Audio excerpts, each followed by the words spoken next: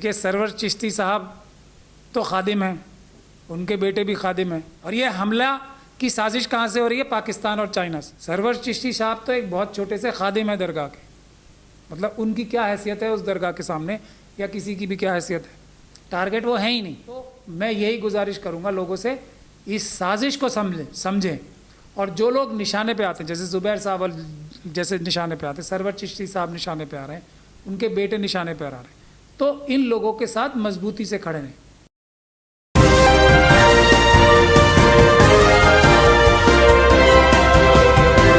पल पल न्यूज़ से मैं हूं आपके साथ नदीम अकरम। इन दिनों मीडिया में एक खास पैकेजेस चलाए जा रहे हैं जहां मुस्लिम नामों को बदनाम करने की लगातार कोशिशें की गई हैं, जहां अजमेर शरीफ दरगाह को लेकर के एक दुष्प्रचार किया जा रहा है कि भड़काऊ दरगाह, कुछ इस शब्दों का इस्तेमाल किया गया। और जिस तरीके की बयानबाजी लगातार अजमेर शरीफ दरगाह की तरफ से होती रही, उस पर बात करने के लिए आज मेरे साथ एडवोकेट महमूद पराचा साहब मौजूद हैं। सर, जिस तरीके की दरगाह को लेकर के खासतौर टारगेट कर रहे हैं, उसे किस तरीके से देख रहे हैं आप? देखिए, मैं इस बात में और इन सब जो हालात आज चल रहे हैं उस पर मैं बहुत पैनी निगाह रखता हूँ, और जो आम और जो पहली नज़र में चीज़ें नज़र आती हैं वैसी होती नहीं। एक सभी लोगों को, ख़ास तौर पे जो हमारे समाज के schedule caste, schedule tribe, OBC और माइनॉरिटीज़ के लोग हैं, महिलाएं हैं, उनको एक बात समझनी चाहिए कि ये मनुवादी मानसिकता के, ख़ास तौर पे आरएसएस और बीजेपी के लोग पाकिस्तान और चाइना से मिलके देश का नुकसान करने पे जुटे हुए हैं। उसके सबूत आप लोग देख रहे हैं। पिछले 2-3 महीने में ही 3 चाइनीज़ कंपनीज़ 70,000 करोड़ से ज़्यादा का पैसा लेके भाग चुकी हैं, ऐसा ईडी कह रही है। ईडी ने रेड्स की। हमारे देश का 100 बिलियन से ज़्यादा, 100 बिलियन डॉलर से ज़्यादा पिछले साल चाइना के पास चला गया था, 100 बिलियन से ज़्यादा इस साल जाएगा। ये सब पॉलिसीज़ मनुवादी मानसिकता के गुजराती बिजनेसमैन इस बीजेपी और आरएसएस की सरकार से बना रहे हैं। देश लूट के चाइना की तिजोरियां भर रहे हैं, ताकि चाइना और पाकिस्तान मिलके, पाकिस्तान हमारे देश में आतंकवाद फैलाए, और जो चाइना की इस्टेब्लिशमेंट है वो हमारे देश की धरती छीने, और जो श्रीलंका जैसे हालात हैं वो हमारे देश में पैदा करे। इस साजिश की इन्वेस्टिगेशन के लिए मैं कितने दिन से कह रहा हूँ ये, लेकिन नहीं होगी। अजमेर शरीफ दरगाह की बात कर रहे हैं, तो अजमेर शरीफ दरगाह भारत के अंदर पूरी दुनिया से कितने लोग ज़ायरीन हैं उसके? लाखों करोड़ों लोग इसकी इज्जत करते हैं।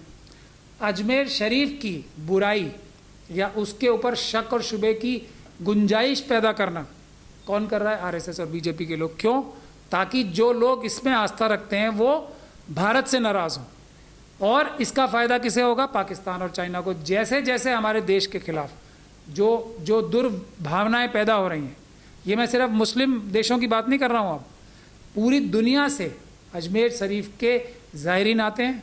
पूरी दुनिया में अजमेर शरीफ के लिए इज़्ज़त रखने वाले, आस्था रखने वाले लोग मौजूद हैं, सभी धर्मों के। तो भारत का नाम खराब कर, ये अजमेर शरीफ की भी भारत में इज़्ज़त नहीं हो रही। ये मैसेज सिर्फ चाइना और पाकिस्तान से पैसे लेके ये काम किया जा रहा है। और अजमेर शरीफ को, आपको लगता है ज़रूरत है ज़ायरीनों की? जो वो कह रहे हैं ना बाइकआउट करो और ये सब करो, लोग वहाँ क्यों जाते हैं? वहाँ कुछ देने नहीं जाते लोग, वहाँ से लेने जाते हैं।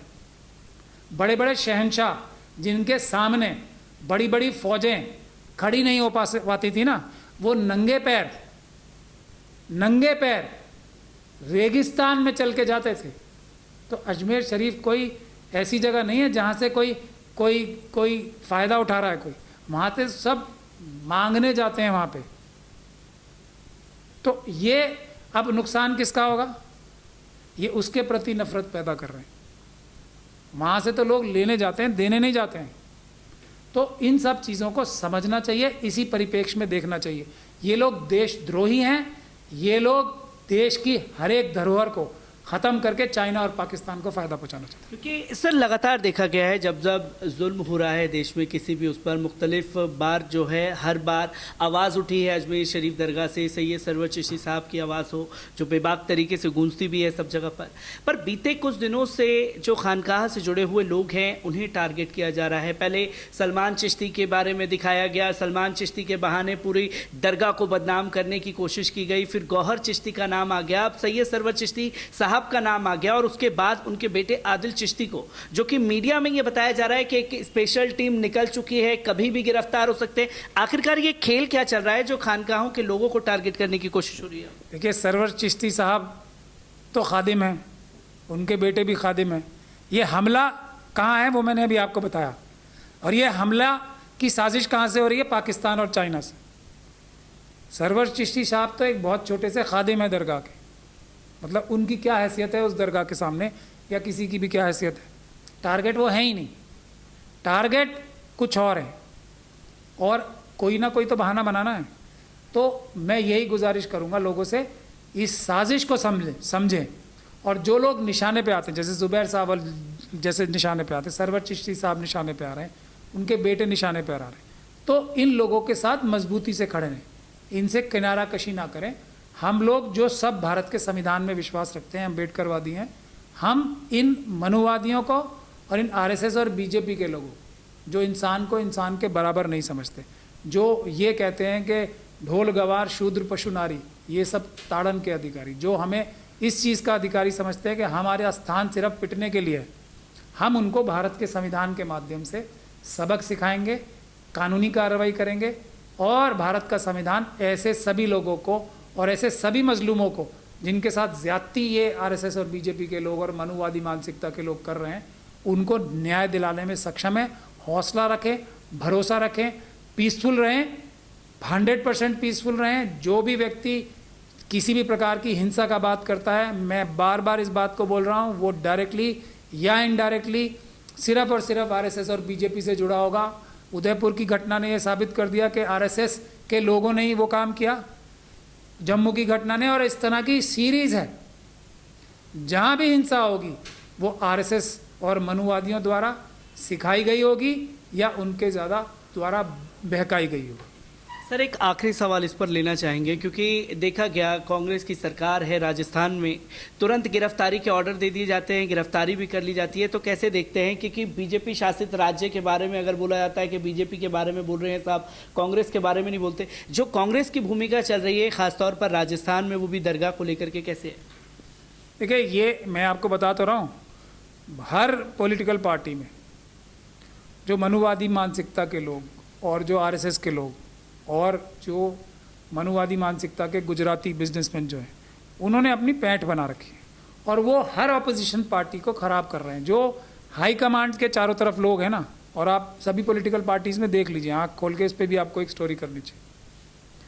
उनके जो आसपास लोग हैं और जो उनके बड़े बड़े नेता हैं, उनको आपस में लड़वाने का काम, बड़े नेताओं को पॉलिटिकल पार्टीज़ के अंदर लड़वाने का काम, ये आरएसएस के लोग जो चाटुकार हाई कमांड के साथ बैठे हुए हैं, अंदर की खबरें बाहर पहुंचाने का काम, एमएलएज में जो उनके एमएलएज एमपीज हैं अपोजिशन पार्टीज़ के, उनमें आपस में डिसकंटेंट या अविश्वास फैलाने का काम, ये सभी अंदर जो आरएसएस और बीजेपी के एजेंट्स बिठा रखे हैं ना, जो हाई कमांड के चारों तरफ हैं, वो सभी ये काम कर रहे हैं, दिन रात ये काम कर रहे हैं। अगर सभी पॉलिटिकल पार्टीज़ जो अपोजिशन की हैं सिर्फ और सिर्फ एक काम कर लें, अपने चारों तरफ आरएसएस और मनुवादियों के जो एजेंट्स हैं ना, जो उनको बहुत ही प्यारे और मृदु भाषा में बात कर रहे हैं और उनके साथ दिन रात चमचागिरी करके उनकी गुड बुक्स में हैं, उनका सिर्फ थोड़ा सा उनसे दूरी कर लें स्थापित, तो अगर पूरा ही काट देंगे उन्हें तो एकदम तुरंत बहुत ज़्यादा फ़ायदा हो जाएगा। लेकिन थोड़ी सी भी दूरी बनाएंगे उनसे, चाटुकारों से, जो आरएसएस और बीजेपी, अगर उनके मोबाइल फ़ोन ही चेक कर लें, हाई कमांड्स को मैं टिप्स भी दे रहा हूँ इस तरह की, मोबाइल फ़ोन ही चेक कर लें, उनके CDRs निकलवा लें कि भाई अपने इस मोबाइल फ़ोन का CDR निकाल के लाओ, तो ये सभी लोग एक्सपोज हो जाएंगे। ये सभी पॉलिटिकल पार्टीज़ को जो अपोजिशन की हैं मजबूत, इस तरह ख़राब कर रहे हैं। कांग्रेस पार्टी क्योंकि एक सबसे पुरानी पार्टी है और वो पूरे देश में फैली हुई पार्टी है, तो उस पर आरएसएस और बीजेपी का जो निगाहें हैं वो सबसे ज़्यादा हैं, ये भी सच्चाई है। और वो बाहर से जो सामने से लड़ाई हो रही है उसमें नहीं इतना नुकसान पहुंच रहा है सारी अपोजिशन पार्टीज़ को और कांग्रेस को भी, अंदर से जो भीतर घात हो रहा है ना, जो ट्रोजन हॉर्स के थ्रू काम हो रहा है उसके साथ नुकसान हो रहा है। सिर्फ इस एक्सरसाइज को कर लिया जाए, लेकिन वो चेहरे ऐसे होंगे जिस पे जैसे ही आप उन पे शक करेंगे तो आपको खुद अपने आप पे शर्म आने लगेगी हाईकमांड को कि मैं इसी पे शक कर रहा हूँ। लेकिन वही वो व्यक्ति हो सकते हैं जिस पे आप शक नहीं करेंगे, वही धोखा दे सकता है जिसको आप 100% ट्रस्टवर्दी समझते हैं, वरना धोखा कौन दे सकता है जिस पे विश्वास किया जाता है।